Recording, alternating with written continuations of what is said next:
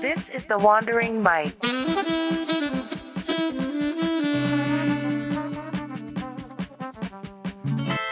Welcome, everyone, to the Wandering Mike.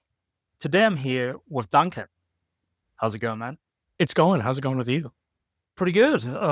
Just had a pretty good day at work. Now we're back here, and now I'm excited to do this. Me too. Me too. Been looking forward to it. Been watching a few episodes.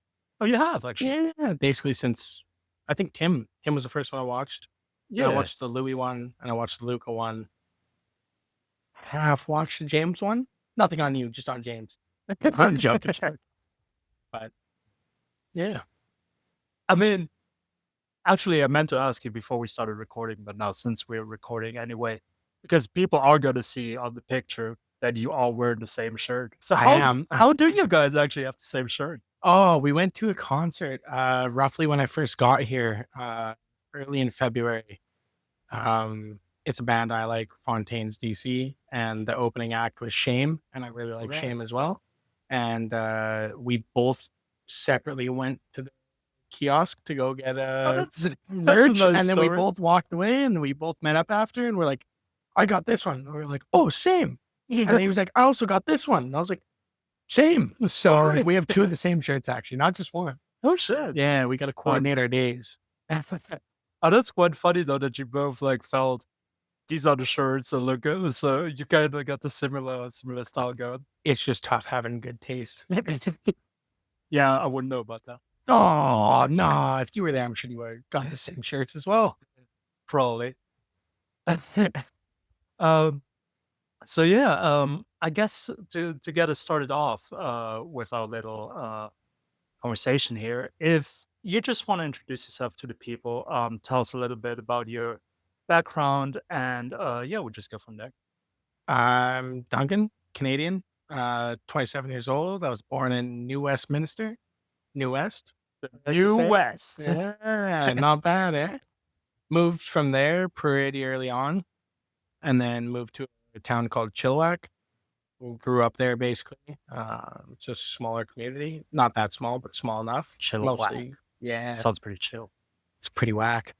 But yeah, just a smaller farming community for the most part, but it's quite good. A lot of good things to say about it. Also, a lot of not good things to say about it. It's kind of one of those Right. places. Yeah, good place. Some good people. If you like the outdoors, it's pretty good. Right. Yeah. West Coast Canada's hard to beat. So is it closer to the coast, or is it because I mean I've been to Vancouver once actually, and I don't really know because it's relatively close to the Rocky Mountains, is it not? Or not It- the Rockies, but there's like some Yeah, Is it so where we live is the Cascades. If you go slightly more east than that, another couple hours, you're in the Rockies. It's right. You definitely notice when you're in the Rockies, a lot of different landscape. Mm, But it's not too far. Chilliwack's about an hour and a half east of Vancouver right. with good traffic. And then, yeah, maybe like I want to say 4 or 5 hours farther than that, and you'll basically be in the Rockies. Maybe Right. 6 just to be safe, but yeah, it's quite nice, quite good. So is it like a place where you already feel the mountain energy, or is that too far west? No, you definitely feel it. Like I live at the bottom of a mountain called Shiam, and Mm, it's beautiful. Like day and night when you get up, sun's hitting it, you go to bed, sun's leaving, but it's still nice. And it's mm, usually snowy capped. You're getting like nice pink on nice. the snow from the sun, or orange or yellow. Like it's just beautiful. The mountains are hard to beat. That's one thing I will say, that as much as I love where we are, Right. very hard to beat the mountains. I feel a little bit naked almost. There's nothing surrounding me now that's Yeah, comforting like that. I totally get it. I mean, where I grew up, we weren't close to the mountains, so to say. It's like because I'm from like close to Munich, a little bit north of Munich, and you can see the mountains. So like on a clear day, you can always see them. And I mean, with the Autobahn, they're basically 45 minutes away. I mean, officially, they're like 1.5 hours away, but if I drive I there, was they're gonna say it's the Autobahn. Yeah. they're 45 minutes away. Um, so, and the place that I just lived for the last 5 months before I came here was in Queenstown, New Zealand, where they just had the best mixture of mountains and lakes Yeah. and the sea not too far away. That was a magical place. Yeah. One of my good buddies from back home, actually, Ben Ward. If you end up watching this, Ben, I guess I'm giving you a little shout out here. Tattoo artist in Queenstown. He's been Oh. there for about 3 years and he loves it. He said he was going home, but I don't think he is. He likes that Right. much. I feel like it's more like centralized almost of like, so we have beautiful lakes, beautiful mountains, beautiful scenery. You know, we're missing the tropics a little bit, but I feel like New Zealand's such a like specific version of that, if that makes any sense. That's like, sorry, Yeah. I'm losing the words, I guess, to put it there, but it's very much the same. A lot of people from New Zealand come up to do ski seasons, and a lot of people that I know from Canada go down there to do ski seasons. So it's quite interchangeable. No, it actually makes total sense because when I was in Queenstown, what I did is I did one of the great walks, they're called, which is the Milford Track, and Oh, it like around Milford basically Sound? exactly. Yeah, beautiful. Beautiful. So it takes you right through, like you said, that I don't know if they call it a tropical rainforest, but it is a rainforest of some sort. Yeah. And it did remind me, I mean, now with you saying it, like Olympic Island Yeah. next to Seattle, like Yeah. Oh, that's beautiful. very similar Yeah, Olympic to that. National Park is it's fantastic. I've only been there twice, but both times are great. Nothing bad to say about it really. Since Yeah. Ted Bundy was there at one point. Was he actually? Yeah, that might not be something good to say about it. But Oh, I didn't know that. yeah, no, it's quite nice. You can actually see it from Vancouver Island if you go from Oh, just north of a place called Souk. So if you go to the west coast of Vancouver Island, you go up from Victoria towards Souk, a little bit farther. They call it the Wanda Fuca Strait, and on a clear day, you can nice. actually see across to it. So it's Oh, nice. yeah, quite beautiful, beautiful landscape there. But how about Germany? Well, Germany definitely has beautiful spots as well, and obviously I'm biased, but the South definitely has, in my opinion, the best parts because we have like not only Bavaria, the South, but like the South of Germany in general has all the forests. You know, you got the Black Forest, Black the Forest, Bavarian yeah. My Forest. favorite ham. Yeah, It's quite good. true. And you've got actually in the northern part of Bavaria, we've got this part close to Nuremberg. I don't know why I pronounced it English. For all the Wait, German how do you listeners, actually pronounce it? Nuremberg. Nuremberg. Nuremberg. That was terrible on my part, German listeners, but no, I always wanted to go there. Yeah. Yeah, I got to go see the track, the old Green Hell. Right. Love to do that one day. A thing you'd probably love is the festival they do there, the Rock am Ring, which is like the biggest rock festival that Germany has to offer. Really? And Linkin Park was playing there once when Do love a bit of Linkin Park. now obviously I forget his name Chester- live, but Chester, yeah, he Chester was Bennington, still they were playing there and it was amazing. Oh, that's beautiful. I haven't been there, but I've obviously watched like the recordings and everything. No, I've seen like I have a few friends actually who do live in Germany. One of my good friends, Devin, as well. Again, shout out another person there, Devin. I always pronounce his last name wrong, but we'll go with Schlosser. Yeah, Some he moved German-ish. there. He had a German girlfriend. They've been dating for years, Mm. and you know, she would come over, he would go over, vice versa, and then he made the decision to move there. And he's been in Berlin since I think October last year. He Oh, left nice. just after I left Canada, and he Right. loves it. Like he's like, oh, you know, like it's Berlin. The people are a bit it's not as not friendly, but like not as. Whereas I have a social interaction almost with everybody. Right. He's like, you don't really get that there. It's more, I don't want to say standoffish, but like nobody's, why It's- go out of your way to kind of have that thing? Yeah, it's still Germany. Because the thing about Berlin is it's actually the most non-German city we have because Really? it's it's. I mean, it is our capital, but to be honest, That makes sense though. it has a very very special vibe to it. So I would even say that Berlin, that the people are even well, maybe not because they're also kind of yeah, like I said, they are pretty standoffish. But I guess that's just kind of the German way of being. But it has its own vibe to it as well. Where then on the other hand, they can be very friendly with each other as well. I was about to say every traveler I've met here, obviously you, um, obviously, there was this lovely couple here.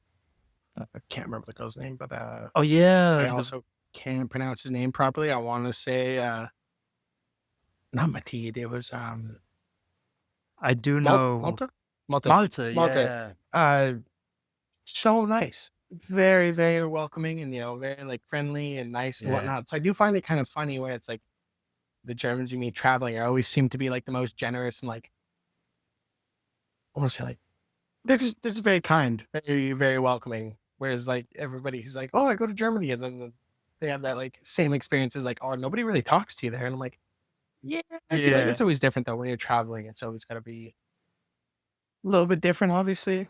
It's Not quite.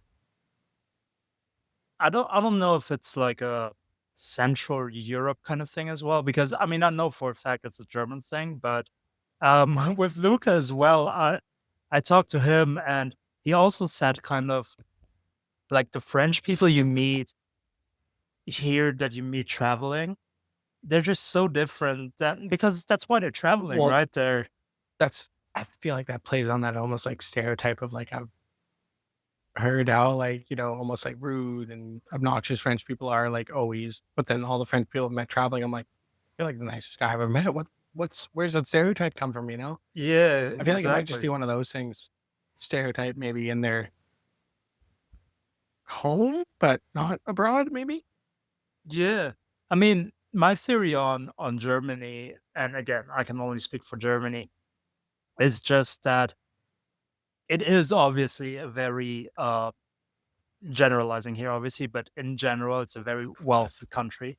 And it's also a country with a very stable system. So the people they are used to a certain kind of wealth. And I feel like with that and with being like that well off, you kind of lose the human connection because with the better off you are, you're kind of looking more and more just towards yourself because why would you need other people? You Very, have very inward. Yes. Okay, yeah. I get what you're saying.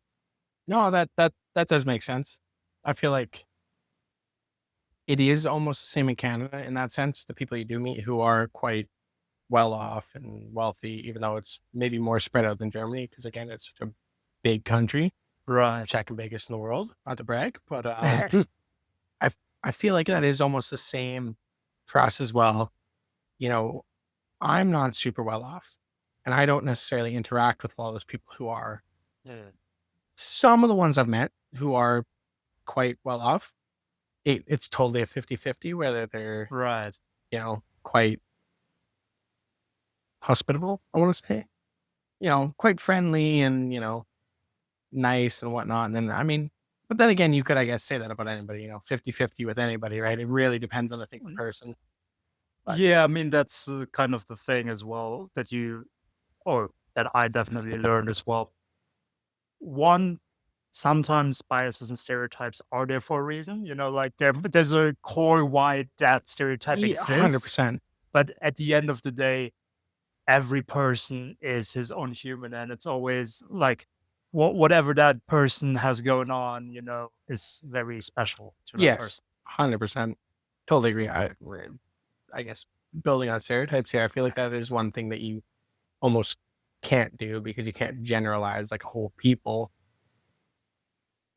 But there are obviously some ones that, oh, that does fit the mold kind of thing. And you're like, oh, Yeah, yeah, okay, that makes sense. But then in the other breath, you're like, oh, that's quite different from what I expected. It's almost like either relieved or just like acknowledging that, you recognize that stereotype kind of thing. Well, potato, potato, I guess, if you will. It's I fair. actually have a question now that just came to my mind.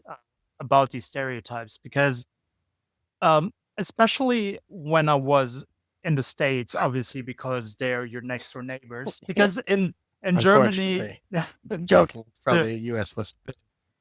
yeah, you're not on the side of becoming the 51st state. Absolutely not. I think we're our own people, we're our own identity. It'd be like the same as you guys being like, Yeah, I guess I can't actually say that. Oh, maybe it'd be like the same. It's like, oh, you can say whatever you want out here. I don't want to say like, oh, hey guys, we want our land back owned in France after World War I. We don't want to bring that up. I'm just saying it's no, I'm definitely against it. I think the States has their own basket of fish to fry and they need to deal with their own things, but they're also just like, look, I've met so many good American people. It has nothing to do with the people. Again, you can't generalize them all. You're not Yeah. going to say, they're all falling under the big orange Cheeto. Um, Pardon me. But you, there are some people who genuinely are for it. And I think this actually builds on something that I do love talking about. Before traveling, I will say a lot of my friends were quite almost right wing and very Right. conservative, and as far as Canadians go, Yeah. and it's not that they necessarily want anything like crazy or bad, but they were also believing in something that was like they just want an easier life, especially with any Western world right now. I feel like we all kind of fall into this where taxes are high, homes are almost unaffordable. Yeah. It all falls into that bracket, and that's all they kind of want. So because they can't get that, they're looking for that radical change. And some people do generally think, I don't give a shit. Pardon my language. That's okay. I do want to be part of the state because it's easier to live there as far as money goes and this and that. But in my logic behind it, as somebody who's a type 1 diabetic, one, I rely on a state system which does wonders, by the way. Thank you, the NDP. That's the party that I go for usually. And they're pretty center left.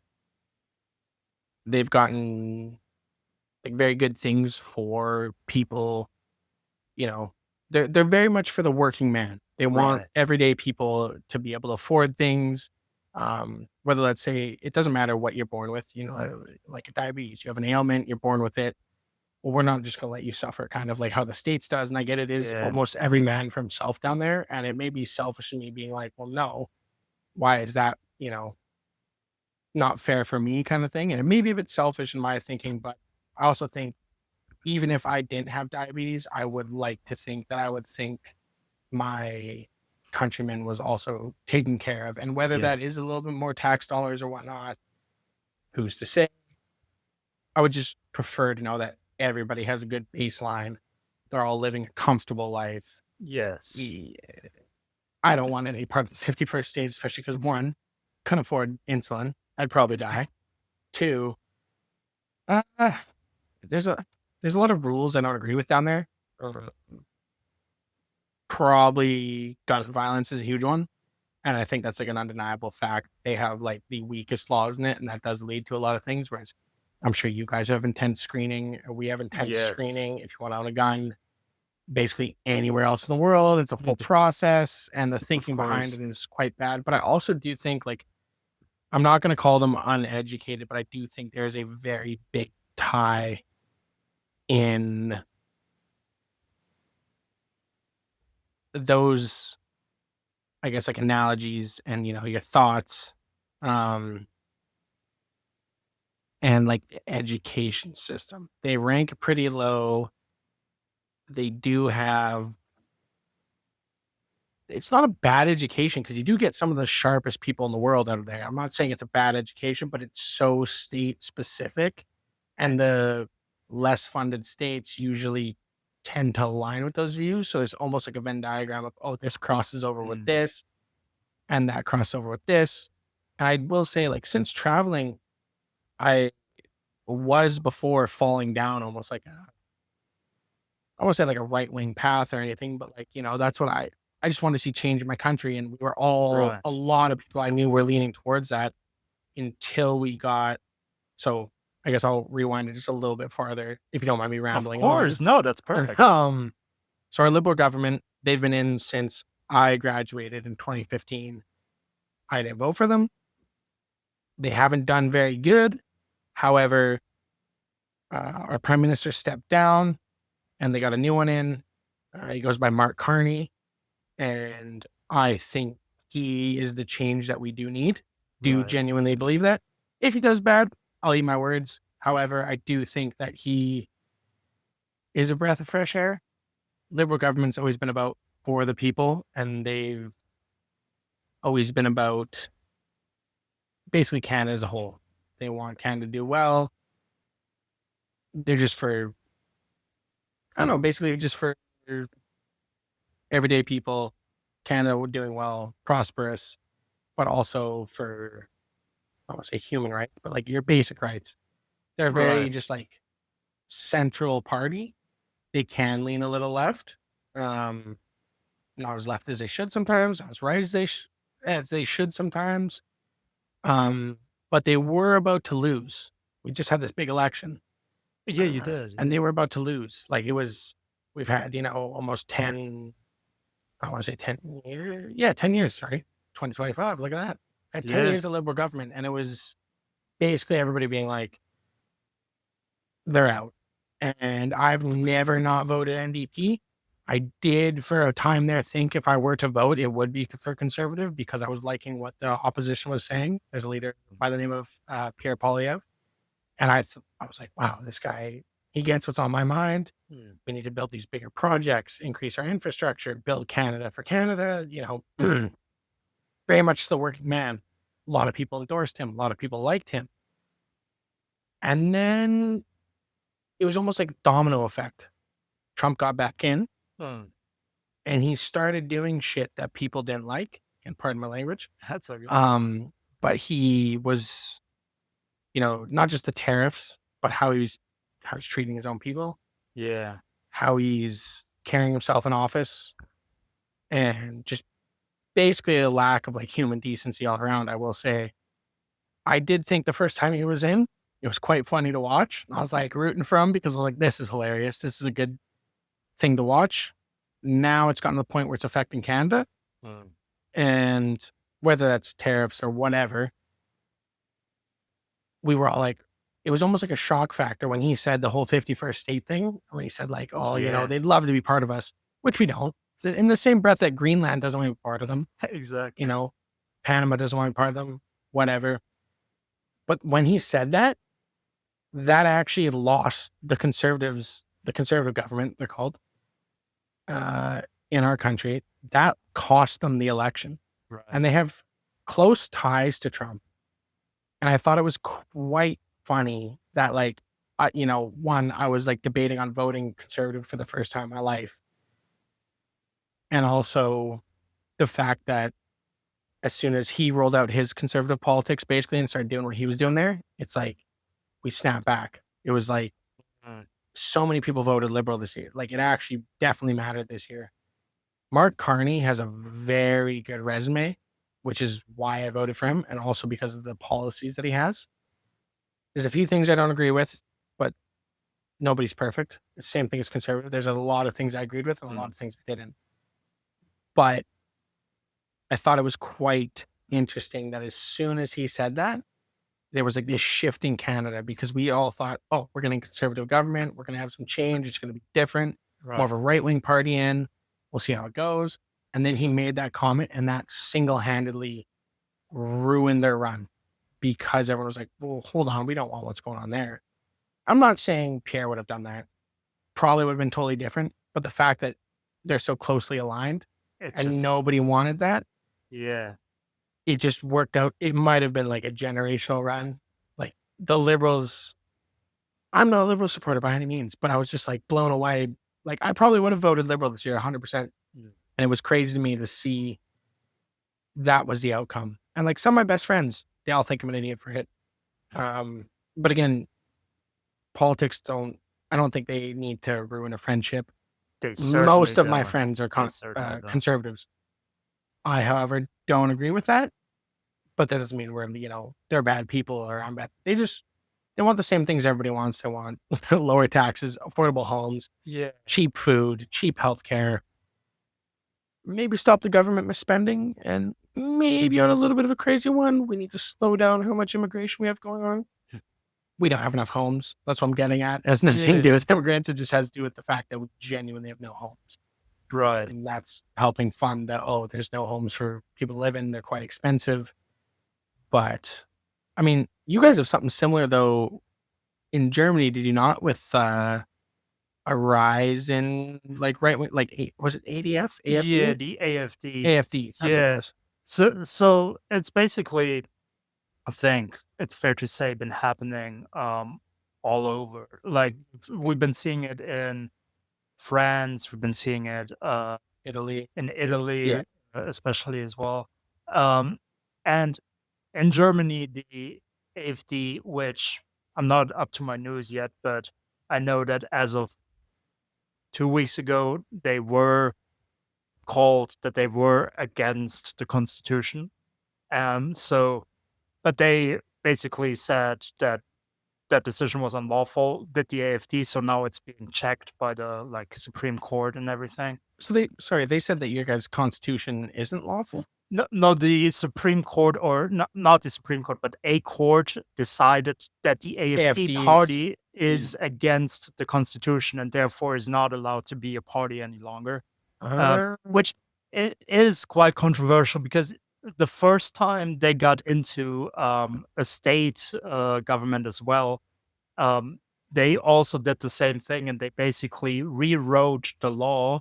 So, because if you get a majority in a state government, you automatically, like you as the party get the Senate seat. I'm using American Yeah, so no, but I think terminology, you're but very similar to us, where you can have a minority and majority government. There's not just the one and done kind of thing. yeah, You have both parties who do have a say. If you're running a minority, and if you're running a majority, then it's obviously them. But you yeah, still do have some pushback from the other party, the as we say, the not royal opposition, the official opposition. yeah. So basically, on a state level, what that means is they have the lead, because they have the majority by themselves, so they have to have the lead, and then the other parties can combine as the opposition. So they actually, after that happened, in I think it was Thuringia, it was one of the eastern states. They said, "Okay, no, if the minority all agree, then also the minority can present the leader," and that's what they did to Like a basically, coalition. yeah, to Yeah, screw yeah, them yeah. out of their seat, pretty much. Which, We had very similar thing. yeah, NDP and Liberal got together and they did the exact same thing. The minority was like, beat it. right. Yeah, yeah. So very similar, I think, in terms of how our governments work, maybe structured. I don't know too much about Germany. I don't want to speak on it, but I will say that It's it does sound very, very similar. but yeah, anyway, it's been kind of, I think, the same discussions as you have outlined them. It was kind of like, yeah, we just need radical change, and everyone kind of, well, to be fair, it's also in Germany, it's a little bit more historic than that because you've got the East and West, obviously. So after the Second World War, you had the eastern part that was the Soviet Union, and you had the western part that was under the regime of the US. On And the other side of the Iron Curtain. exactly. Yeah. So there's a bunch of things about that because the AfD was in all the eastern states. They had the biggest majority, like huge, and then in the western parts they didn't. So they um, basically the states that vote for the party are all in the east. So one of the narratives that the media made up, it's also now a little bit again the East against the West because the East is trying to push this party in, the West is trying to keep them out, because obviously there's more Western states than the Eastern states. That's why the two big parties that now have the coalition on the federal level, they could get enough votes to outnumber the AFD because they still had the votes from all the Western states, pretty much. Interesting. See, we're the we're like the opposite. Our Eastern, it's hard to say because we have Central as well because it's just so big. Yeah. Central basically is what votes for it, but it's always Central Eastern. You get more seats out there. Are you guys the same where you have like seats in the riding and then basically those seats count for a party's vote? Yeah, Okay. pretty much. I'm actually not that. I don't know exact. I don't think that we have. It's not like in the states where like if The Electoral College. yeah, it's Yeah. not like okay, the whole state is this now, and everybody gets the whole thing. But it's just literally percentage wise. So it's of all the people, how how many people voted for this party, and then that percentage adds up to how many seats they got in the Oh, parliament, okay, pretty that's much. different. That's different, but that's interesting because it's almost like a we have the popular vote, Mm, very similar to states. So, like, if you have the popular vote, doesn't necessarily mean that you actually win the election. right. So Which is weird it's a at bit first. weird. It's super weird how it works. Whereas like ours, they go off seats. You know, Mm, each basically district, they're all chalked up. They have seats. We don't call them states, we call them provinces. And so this province has so many, this province has so many. But right. our biggest ones are in Ontario and Quebec. And they're central east provinces. And they have the most, which makes sense. They have the most amount of people. However, it also doesn't make sense because when Trudeau lost the popular vote, he called one in COVID. I want to say it was 2020, 2021, somewhere around there. Yeah, 2020 is when COVID started. Yeah, so it would have been around there somewhere. He called one, and it was basically like, "Look, if you don't think I'm competent, then I will step down because if I lose a majority, then I'll step down." Right. He did lose a majority, and he didn't step down. I think that's when a lot of people Mm, kind of were like, "Okay, I'm now anti-liberal," right. because why would you say that and And then not follow then through actually on not such a vote. large scale? So it is kind of shitty, like how our I think that makes more sense, almost like this many people voted for that. That's how many seats you get. That makes sense. There's a Yeah. percentage. It makes more sense. Our system is a bit broken. I won't lie. Like, I feel like it's a bit weird that there's like, oh, this place gets so many seats and this place gets so many seats. And then somewhere like PEI gets a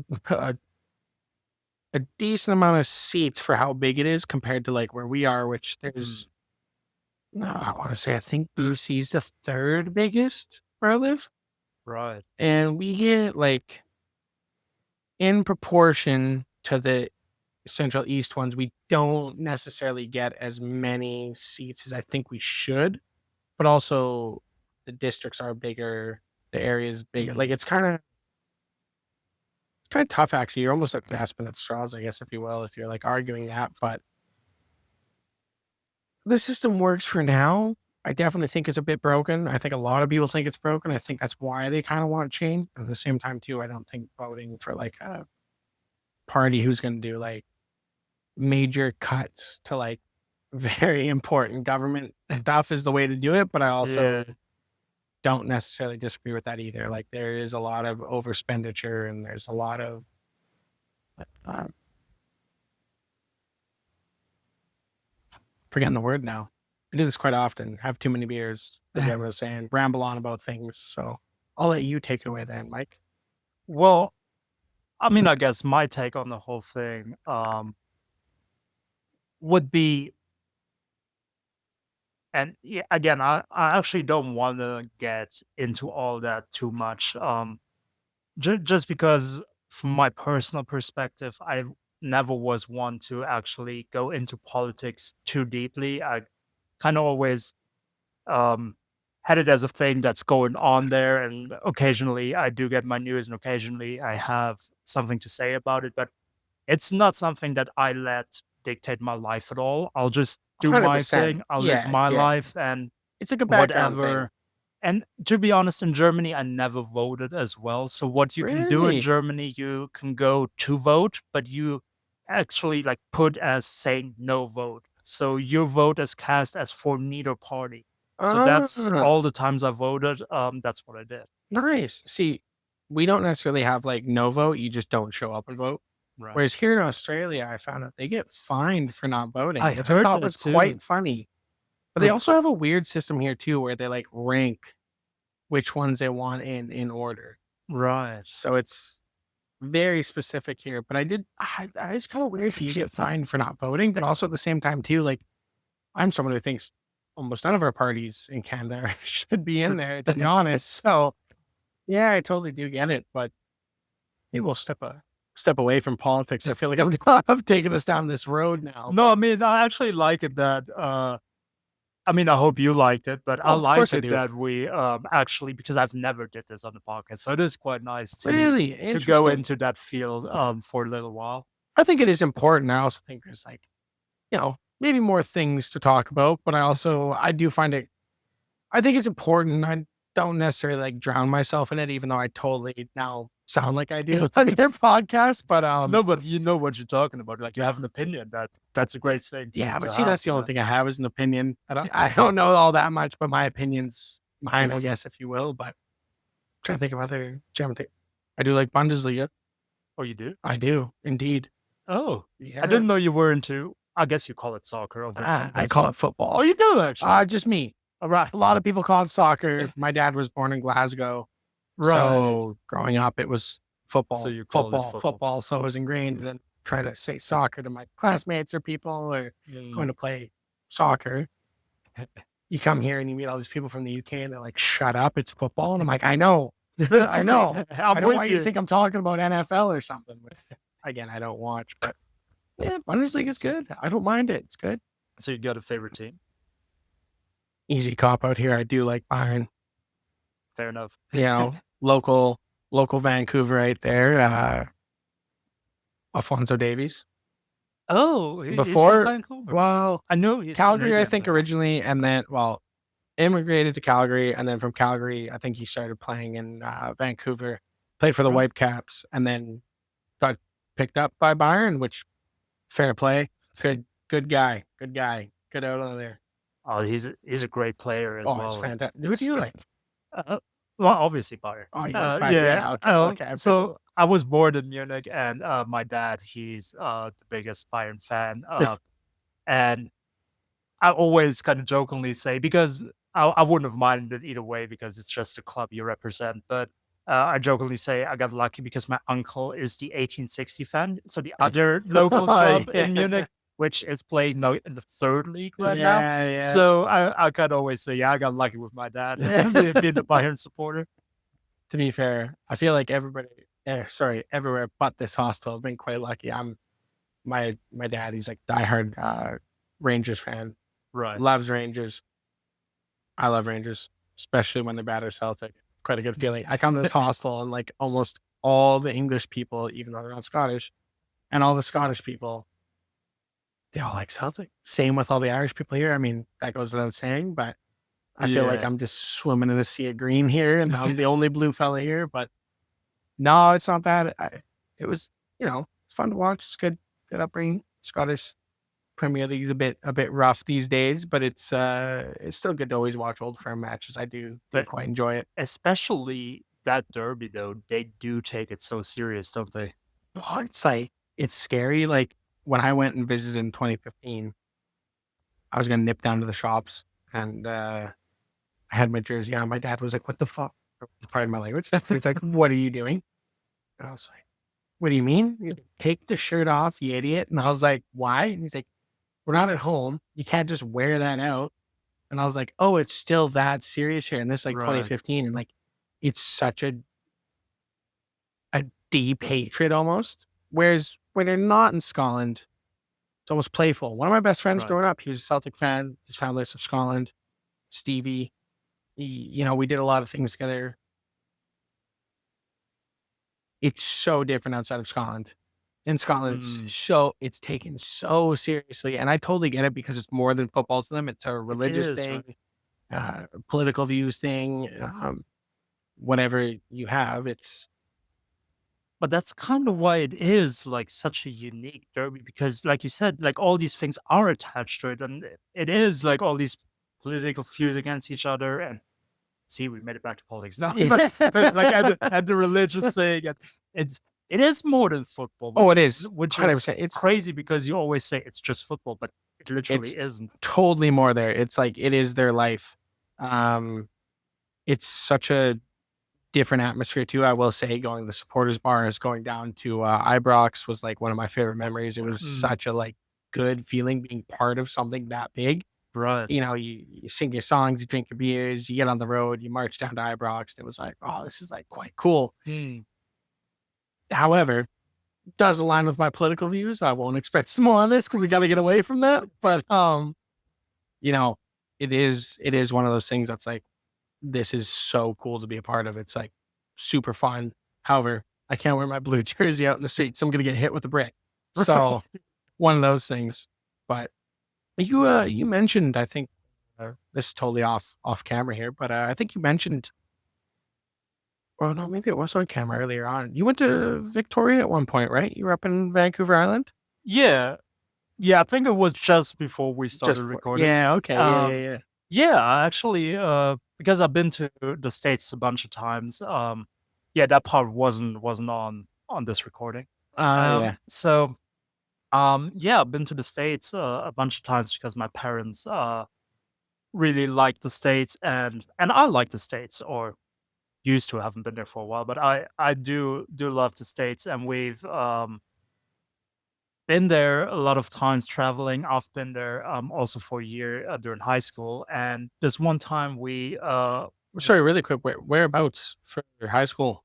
in Virginia. So it was actually Ah, called Farmville, like the right. it Oh, was the a basement. Farmville, Farmville too. Virginia. Right on. Farmville, Virginia, which is like 1.5 hours north of Richmond, which is the Yeah. capital of Yeah. Virginia. Oh, And capital of the South there.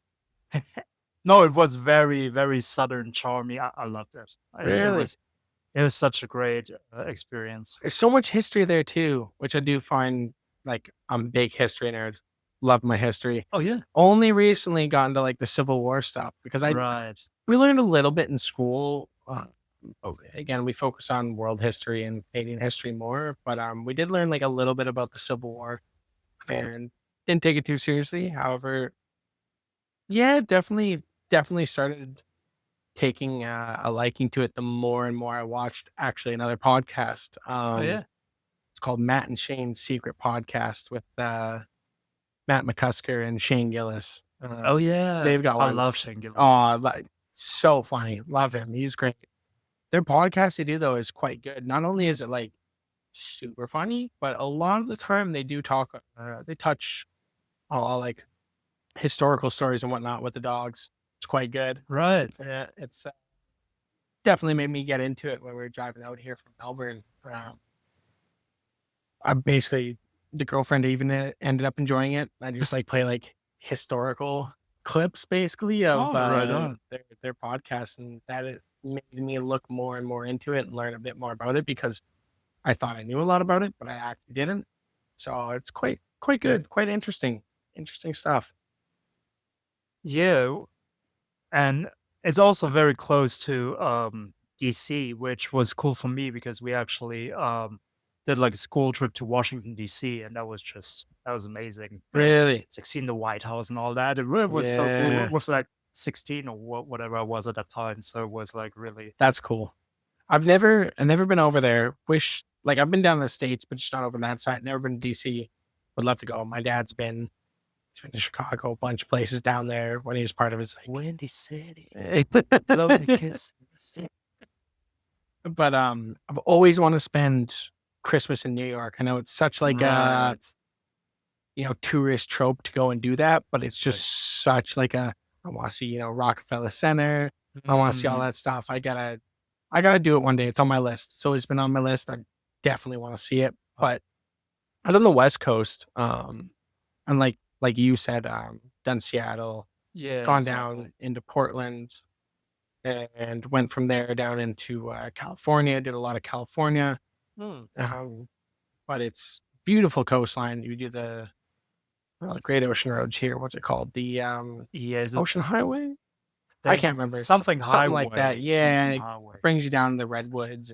Is it the Highway 1 or is that the one Something in Florida? I But can't it's remember. something like Something that, like that. But yeah. it's so beautiful down there. The landscape that changes going through the Cascades is like, whoa! Like Mm. it's so nice, genuinely beautiful, beautiful to see.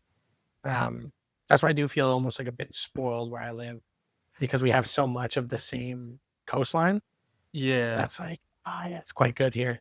You head up, you go north of BC, you can go into Alaska. I mean, if you don't want to go there, you go to the Yukon. Mm. There's so much to do and see in Canada. That's why it's like quite beautiful, quite hard to see it all. I definitely haven't seen all. I've actually only done like a little bit. Been to It's the Yukon. huge. It's huge. It's so hard to do it. Like you could spend your whole life traveling it and you won't see it all. Yeah. There's some spots, yeah, you can skip out on. But me and the girlfriend did talk about when we go home, Mm. want to buy a truck and a camper van. I think we're gonna go coast to coast because Oh, that's gonna be amazing. I've only been to New Brunswick. She's never been out that way past Saskatchewan. I've Mm. gone north to the Yukon, but we want to do like this whole trip.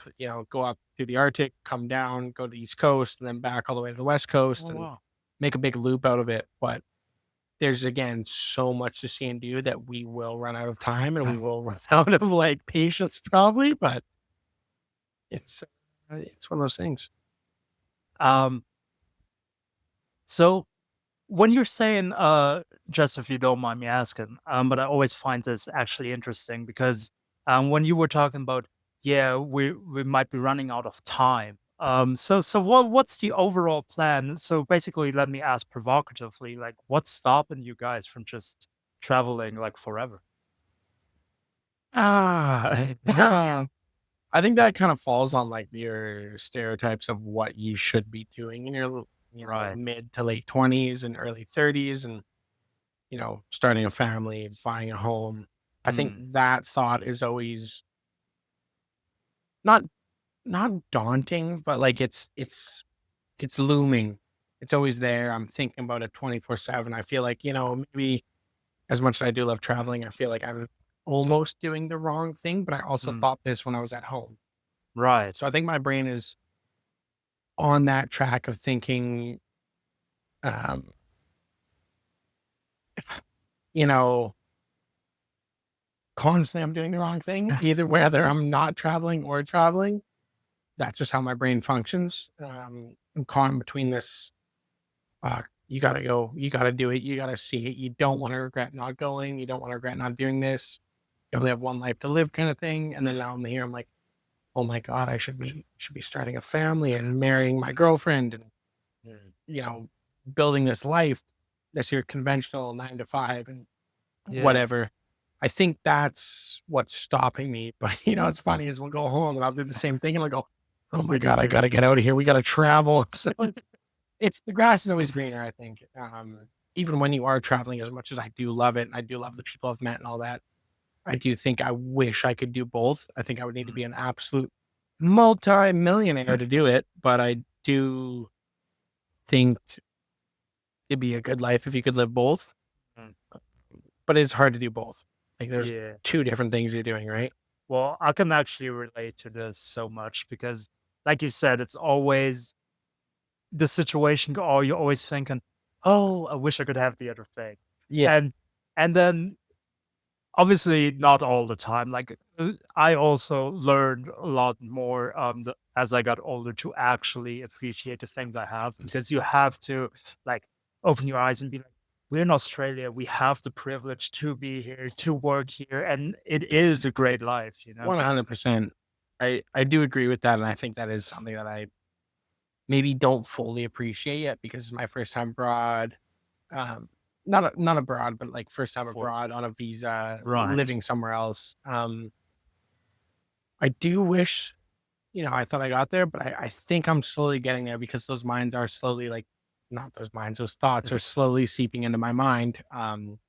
They're there at work, and like, I really enjoy my work right now. It's a really That's good great. place to work. The people I work with are great. The work's fun. All around, it's just a good experience. And it's almost like uh, try to think. The work-life balance here is so good that it's hard to almost want to go home because of just that. Mm. However, I miss home. I'll totally go home.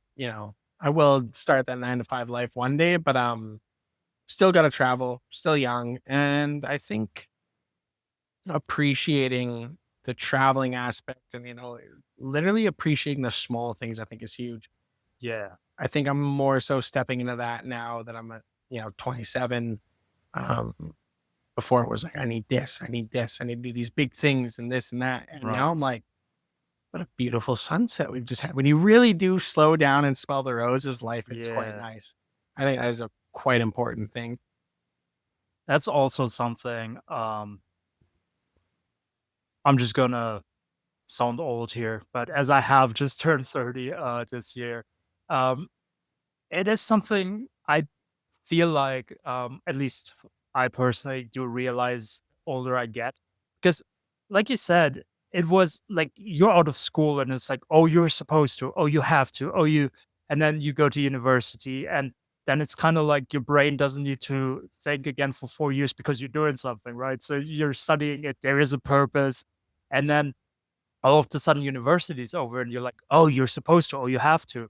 And then, I mean, for myself, I always had this kind of non-traditional plan. So I relatively early on um, learned for myself that I don't want to go the tradition, whatever that means, but the traditional route. So, um, traveling a lot, being abroad, being in the States, being in Indonesia, and then having gone to Portugal for work. So the last 4 years before I came to New Zealand, and then from New Zealand I came here to Australia. Cool. Um, I was working in Portugal, so the point being, the older I get, and just always seeing, okay, this life is really good. It's like, well, maybe there isn't a supposed to. Maybe it is 100% just agree with that. enjoying every day. Yeah. I do 100% agree with that. There is no supposed to is a very good way to put it because I've always been, you're ingrained to think you need to do this, you have to do this, blah, blah, blah, blah, blah. Um, But I feel like the non-conventional life that we live is totally different to those people who do that. Look, some of my friends are back home. They're getting married, they're starting families, and they are buying a house. And I am a bit jealous of it, I will say, because I'm like, oh, I wish I did have that. But at the Yeah. same time, they'll never get the same experience I have here. And I do think that is quite nice. Like this is a whole different experience on its own that you can't really, I don't want to say sum up, but like you can't really recapture it later in your years when you're finally retired. Now your home's Mm, paid off. Your kids growing up, gone to college, and now you're like, oh, I want to travel.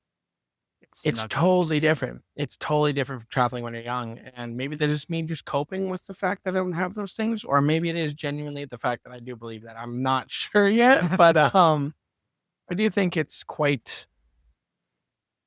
I think we're one and the same where we think the whole ideology of like, oh, you have to do this, you have to do that.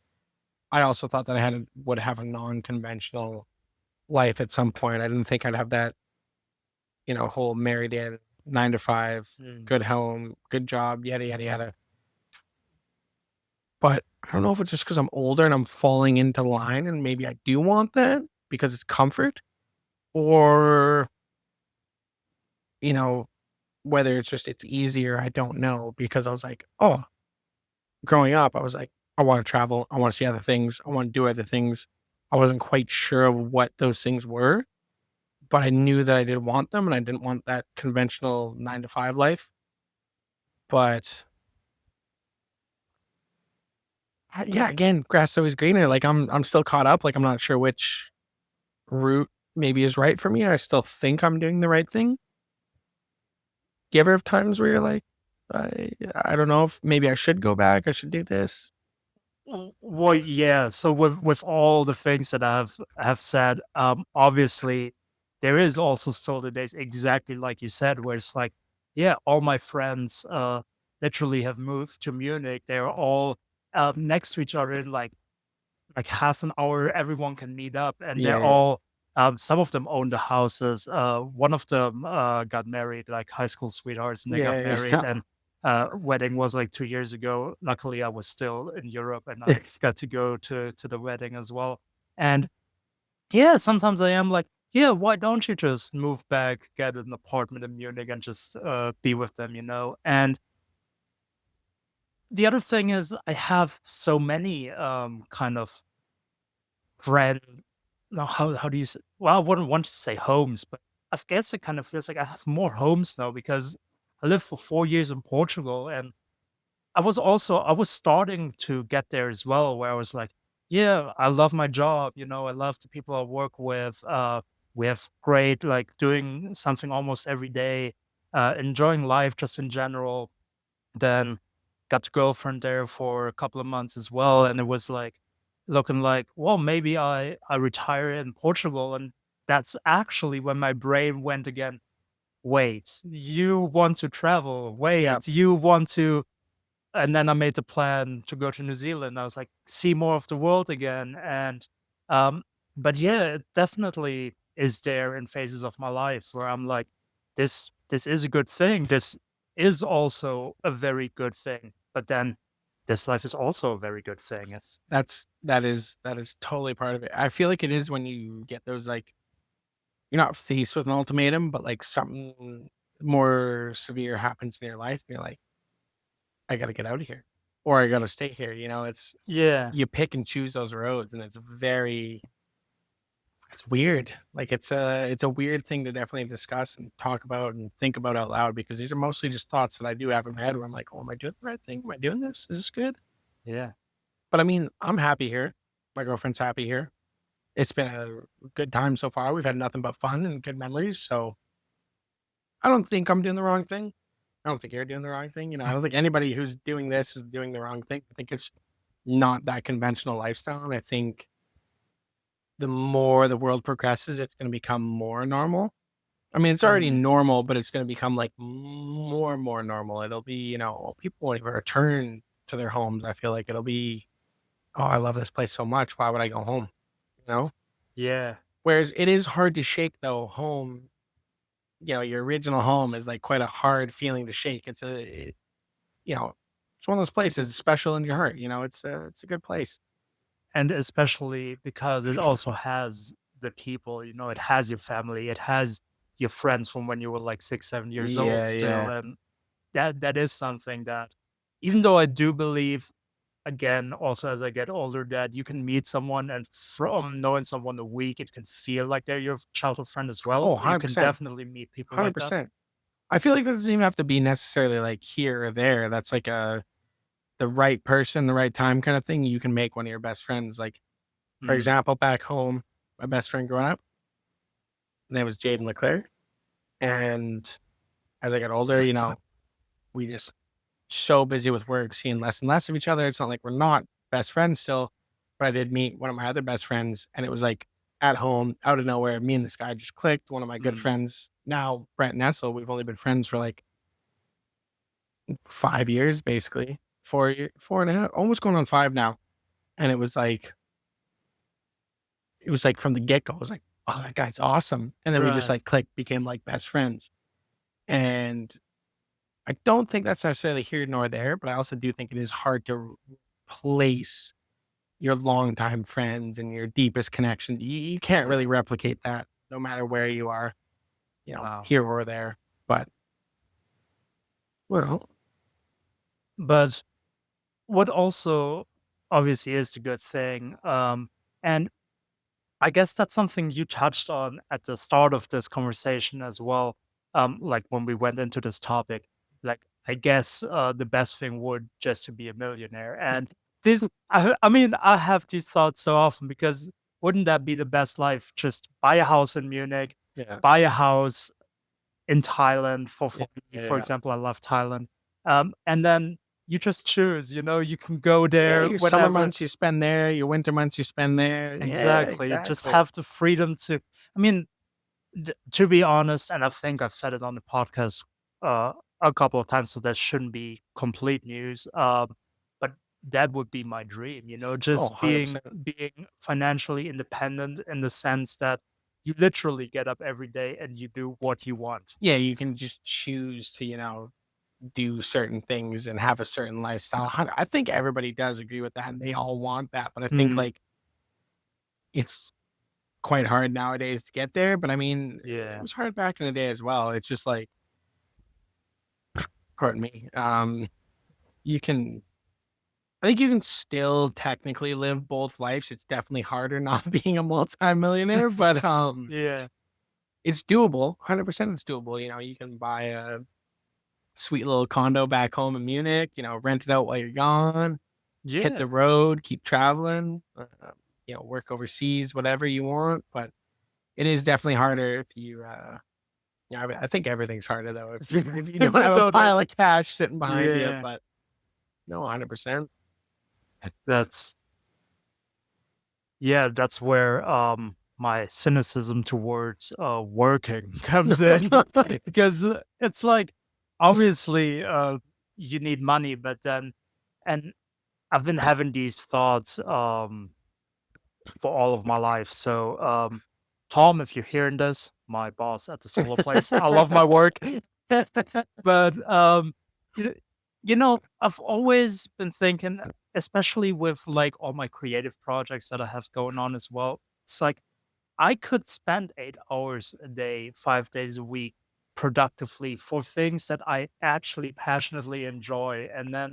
But then where's the money coming from? Yeah, exactly. One of my good friends back home is actually right now where he's pressure welder back home. He's got a very good paying job. He's had a very good paying job for a while, but he's at that point where he doesn't necessarily want to do it anymore. And I think it's costing him his happiness at work, Yeah, as no, it I does for can a lot see of that. people who do jobs like we do and stuff. Like it does cost you happiness, but at the same time, like the money's quite nice. It's hard to turn away from that money. Yeah, And he wants to start a production company, his videos and stuff. Not a lot of right. people are like very not responsive. They're very not very positive towards him wanting to quit that conventional job. As and he does have a small clientele and he's building clients and he's been getting out there. I think he's at that point where he's like 50-50 on if he wants to leave or not. But, do you give up the comfort of the money, the good job to go and pursue this? But again, he can always go back to his what I said. I was like, you've got a trade. You're certified in Canada. You can work anywhere. You know, Right. you progress so far that you'll do so well when they go to rehire you. It's not like you just kind of lose it all. You know, take the leap. You're still young enough. Like just go and do it. Get it out of the way. You find out if it works or if it doesn't work. And if it doesn't work, at least you've tried. Or same thing with traveling. I feel like if you're like, oh, maybe it's not what I wanted, but at least you tried it. That's kind of where Yeah, I'm at. Where I was like, maybe this isn't the life I wanted. I do want to just have that 9 to 5. Live at home, comfy, cozy life. but However, at I did least you've want to get it done out of it. the way and try it, see if I did like it. Unfortunately, I do think I like it a lot.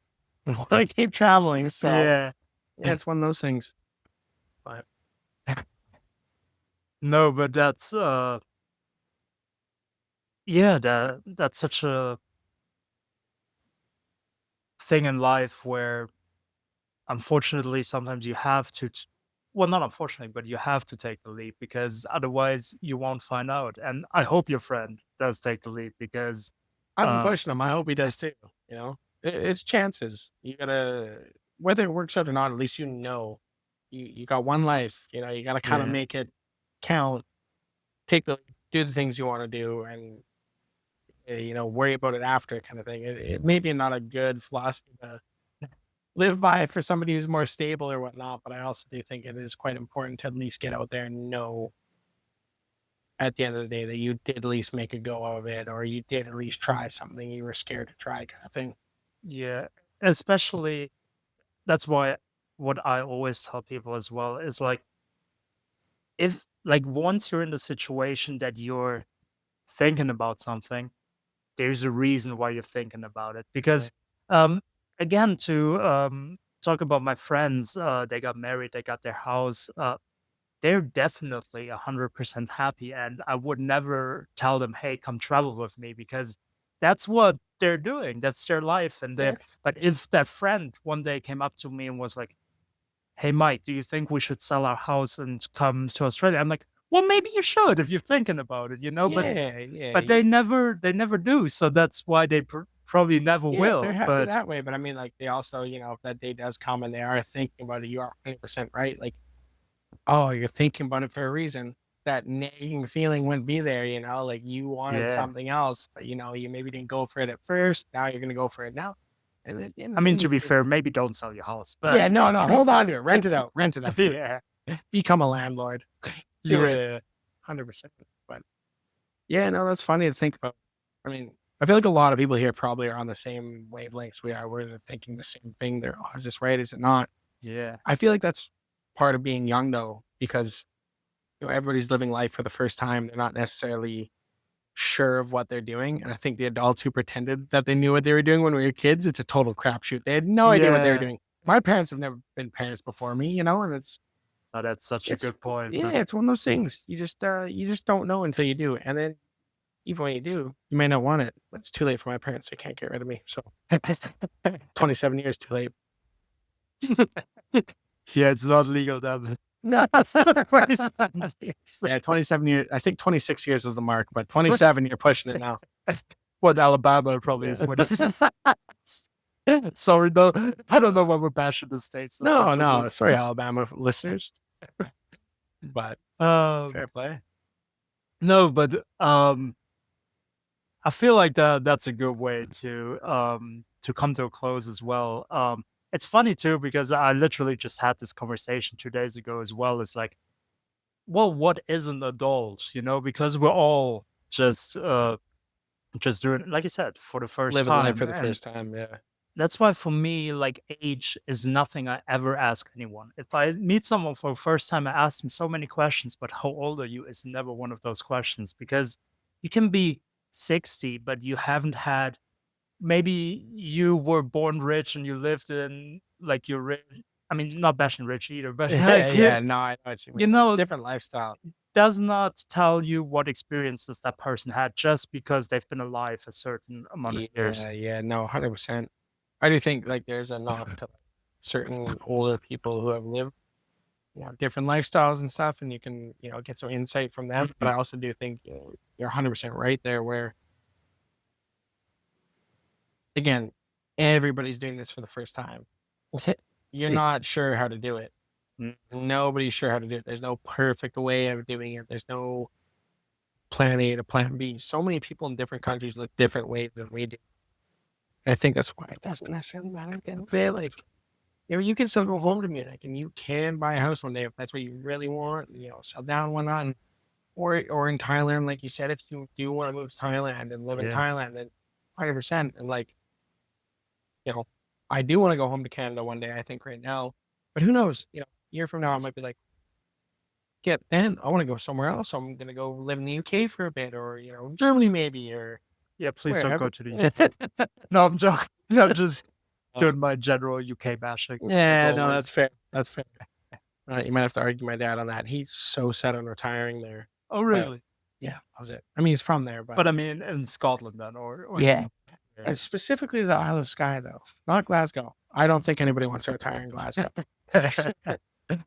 Isle of so Skye. Beautiful. Heard of that? I haven't been. Oh, definitely look up photos. It's stunning, stunning place to live. I genuinely, anywhere in the Highlands is quite good. You can't really Right. go wrong. Same as like I'm sure the German countryside is quite beautiful. You can't go wrong. Yeah. Yeah, Yeah. it's good. Anyways, Yeah. Well, with these insightful things. No, I enjoyed our talk immensely. Like the first part was quite interesting. I learned quite a lot as well, and I hope the people listening learned a little bit as well. And yeah, the second one was also very raw, and I like to discuss those things. I enjoyed it. I hope you enjoyed it as well. oh, I absolutely did. I think we had some great conversations tonight. It was quite nice being quite grounded and having good talks, not only about politics, mostly politics, but other things too, way of life and whatnot. And no, it was nice. It was refreshing to Yeah. have this. It was quite good. I'm so happy you had me on today, Mike. Nice. Well, thank you for doing it. I do appreciate it as well. Anytime. And it definitely, I'm looking at this right now. It doesn't feel like an hour and 10 minutes. That's not what it No, feels it like. does not. I would say it will stay longer, but I have chili to eat downstairs that I've been waiting on. So No, I will not keep you from your chili. With that, yeah, enjoy the rest of the evening. Bon appetit and goodbye, everyone. see you later.